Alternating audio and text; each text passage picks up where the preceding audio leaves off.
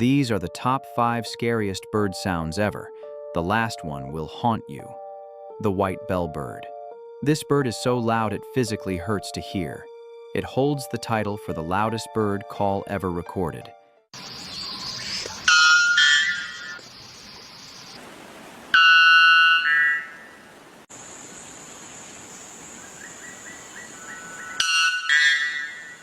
The lyrebird.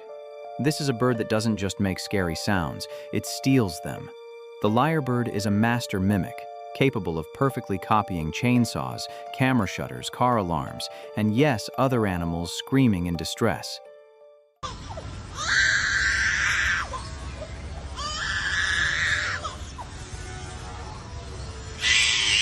The horned screamer. This bird looks prehistoric, and it sounds even worse.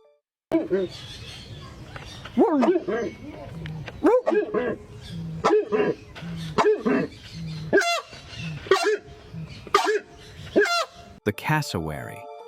This is one bird you do not want to meet alone in the forest.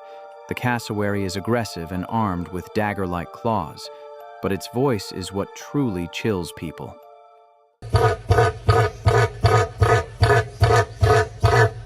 The shoebill stork.